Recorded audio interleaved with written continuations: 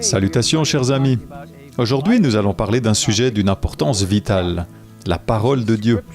Les Écritures sont le principal moyen par lequel Dieu communique avec nous. Sa parole est le don qu'il nous a fait à travers les âges. C'est par les Écritures qu'il nous révèle qui il est, combien il nous aime, notre histoire et son plan de salut, comment vivre une vie heureuse, l'espérance qui nous attend, et bien d'autres choses encore.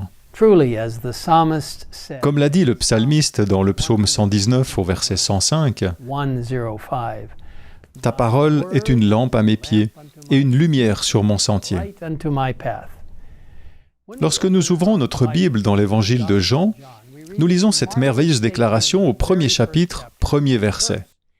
Au commencement, la parole existait déjà. La parole était avec Dieu et la parole était Dieu. Quelle belle description de Jésus, Fils de Dieu et Fils de l'homme, fusion parfaite de l'humain et du divin. Nous ne comprenons pas exactement comment il peut en être ainsi. 100% divin et 100% humain, mais nous savons qu'il en est ainsi. Et Jésus-Christ nous a donné ses paroles de vie à travers les Saintes Écritures. La parole de Dieu est vivante et efficace, selon Hébreux 4 au verset 12.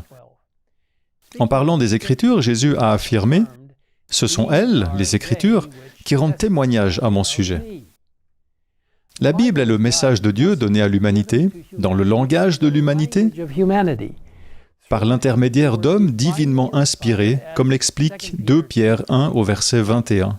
C'est poussé par le Saint-Esprit que des hommes ont parlé de la part de Dieu.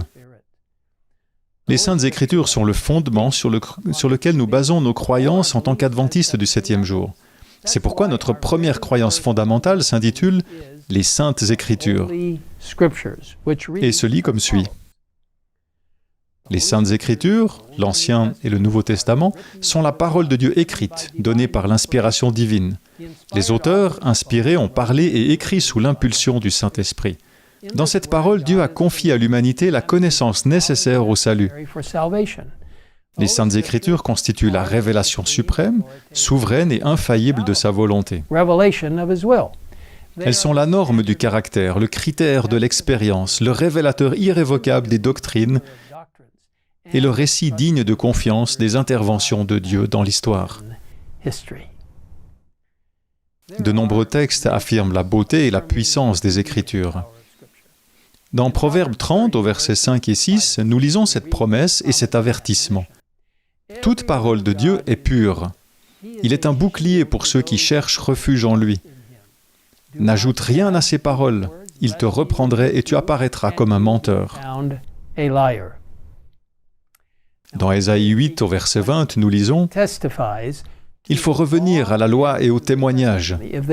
Si l'on ne parle pas de cette manière, il n'y aura pas d'aurore pour le peuple. » Dans Jean 17, 17, nous entendons Jésus affirmer à nouveau l'importance des Écritures lorsqu'il prie pour ses disciples en disant à son Père céleste « Consacre-les par ta vérité, ta parole est la vérité. » Dans sa lettre aux Thessaloniciens, l'apôtre Paul dit aux croyants « C'est pourquoi nous disons sans cesse à Dieu toute notre reconnaissance de ce que, en recevant la parole de Dieu que nous vous avons fait entendre, vous l'avez accueillie non comme la parole des hommes, mais comme ce qu'elle est vraiment, la parole de Dieu agissant en vous qui croyez. » Oui, mes amis, la Bible est vraiment la parole de Dieu qui nous révèle sa vérité et nous rapproche de lui lorsque nous suivons ses conseils divins décrits dans ces précieuses pages. Mais pour vraiment entendre Dieu parler, nous devons aborder les Écritures en croyant qu'elles sont effectivement la révélation suprême, autoritaire et infaillible de sa volonté. Dans le livre « La tragédie des siècles », nous recevons cet avertissement.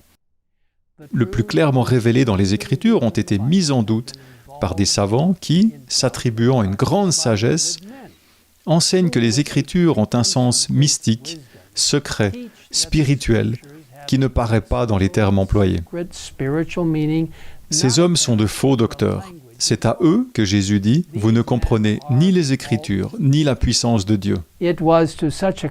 Là où il n'y a ni figure, ni symbole, il faut donner aux termes de la Bible leur sens le plus évident. Si quelqu'un veut faire sa volonté, de Dieu, il connaîtra si ma doctrine est de Dieu. Si l'on voulait attribuer aux paroles de l'Écriture leur sens propre, s'il n'y avait pas de faux docteurs pour égarer et troubler les esprits, il s'accomplirait sur la terre une œuvre qui réjouirait les anges et grâce à laquelle des milliers de brebis qui errent maintenant dans les ténèbres seraient introduites dans le céleste bercail.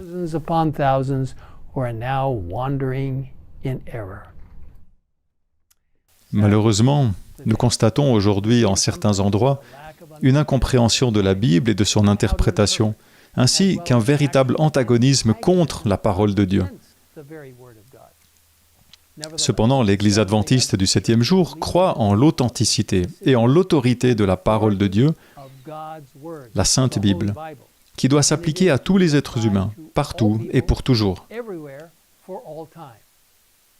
Comme l'indiquent les documents officiellement votés ou le document « Méthode d'étude de la Bible », l'Église n'accepte que la méthode biblico-historique ou historico-grammaticale d'interprétation des Écritures. Elle permet à la Bible de s'interpréter par elle-même, ligne par ligne, verset par verset, précepte par précepte, par la puissance du Saint-Esprit. Ainsi, mes amis, je dois vous avertir qu'aujourd'hui, nous sommes attaqués par la méthode historico-critique et d'autres méthodes humanistes d'interprétation biblique qui ne sont pas des méthodes centrées sur Dieu.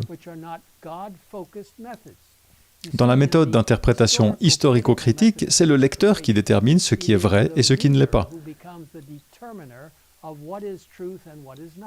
C'est une façon très peu fiable de lire la sainte parole de Dieu.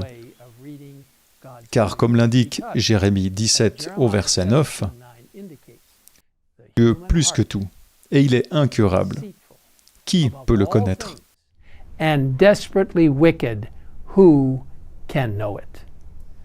Je vous exhorte à laisser le Saint-Esprit vous guider dans votre compréhension des Écritures. N'utilisez que l'approche historiciste lorsque vous examinez les prophéties bibliques. Non pas les méthodes prétéristes, futuristes ou historico-critiques, mais la méthode historico-biblique pour comprendre la parole de Dieu. Dans le livre Dons spirituels, au volume 3, nous lisons « Dieu a donné suffisamment de preuves pour que l'on puisse fonder sa foi, si l'on veut croire. Dans les derniers jours, la terre sera presque dépourvue de foi véritable. Au moindre prétexte, la parole de Dieu sera considérée comme non fiable, tandis que les raisonnements humains seront acceptés, même s'ils sont contraires aux faits évidents des Écritures. Mes chers frères et sœurs, ne vous laissez pas influencer par ceux qui, à l'intérieur ou à l'extérieur de l'Église, ignorent, dénigrent ou déprécient la parole de Dieu. En tant qu'adventistes du 7e jour, nous nous appuyons fermement sur une compréhension et une acceptation claire de toute la parole de Dieu telle qu'elle est écrite. Je vous encourage à passer du temps avec Dieu, dans sa parole, chaque jour, en mettant de côté toute idée préconçue et en demandant au Saint-Esprit de vous guider. Vous serez richement récompensés. Et maintenant, prions ensemble. Père Céleste, merci de nous avoir donné les précieuses saintes Écritures, la parole de Dieu, la Bible. Merci parce que ces mots précieux, en tant que parole écrite, représentent Jésus, la parole vivante. Bénis chacun d'entre nous lorsque nous étudions et lisons ces précieuses instructions, en comprenant que nous devons permettre à la Bible de s'interpréter elle-même par la puissance du Saint-Esprit, sans imposer nos idées préconçues à la Bible pour lui faire dire ce qu'elle ne dit pas.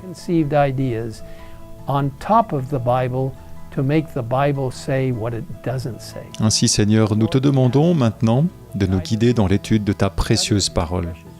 Merci de nous avoir écoutés et merci de nous avoir donné la parole de Dieu, la Bible. Nous te le demandons au nom de Jésus. Amen. Amen.